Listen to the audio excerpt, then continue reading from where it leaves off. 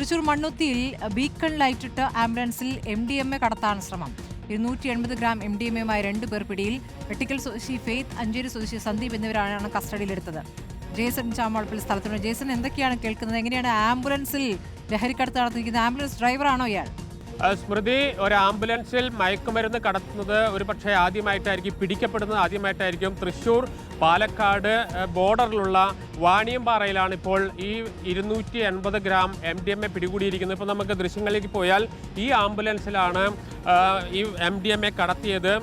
പ്രധാനമായും തൃശ്ശൂർ നഗരത്തിലെ പ്രധാനപ്പെട്ട സ്വകാര്യ ആശുപത്രിയുടെ സമീപത്ത് സ്ഥിരമായി ഓടുന്ന ആംബുലൻസാണ് ഇത്. ഈ ആംബുലൻസിൽ പോലീസിന് ലഭിച്ച തൃശ്ശൂർ സിറ്റി ഡാൻസർ സംഘത്തിന് ലഭിച്ച രഹസ്യ വിവരത്തിന്റെ അടിസ്ഥാനത്തിലാണ് പരിശോധന നടത്തിയത്.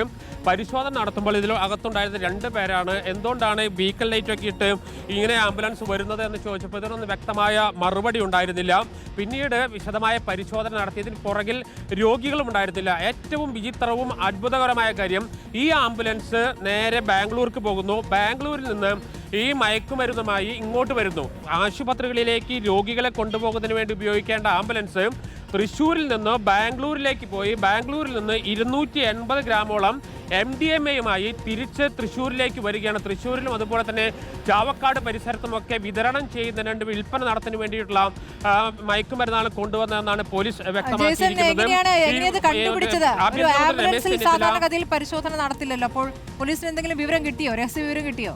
സ്മൃതി, പോലീസിന് രഹസ്യ വിവരം ലഭിച്ചതിന്റെ അടിസ്ഥാനത്തിലാണ് വിശദമായ പരിശോധന. നിരവധി ആംബുലൻസിൽ ഈ വഴിയിൽ കടന്നു പോയിട്ടുണ്ട്, അതൊക്കെ പരിശോധിക്കുകയായിരുന്നു.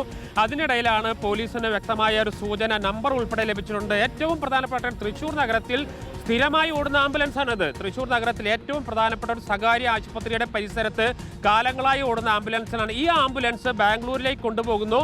ആ ആംബുലൻസ് ബാംഗ്ലൂരിലേക്ക് കൊണ്ടുപോയി 280 ഗ്രാം MDMAയുമായി ആംബുലൻസ് തിരിച്ചിങ്ങോട്ട് വരുന്നു. എത്ര വിദഗ്ധമായിട്ടാണത് ഈ മയക്കുമരുന്ന് കടത്ത് നടത്തുന്നതെന്നതിൻ്റെ ഏറ്റവും വലിയ ഉദാഹരണമാണ്. ഒരിക്കലും ആംബുലൻസ് പരിശോധിക്കുന്ന സ്വഭാവമില്ല. കാരണം സ്വാഭാവികമായി രോഗികളാണെങ്കിൽ അങ്ങ് അത്തരത്തിൽ വലിയ പ്രശ്നങ്ങളുണ്ടാകും. അതുകൊണ്ട് തന്നെ പോലീസിനെ സംബന്ധിച്ച രഹസ്യവിവരം ലഭിച്ചിരുന്നു. രഹസ്യവിവരം ലഭിച്ചതിൻ്റെ അടിസ്ഥാനത്തിലാണ് പരിശോധന നടത്തിയത്.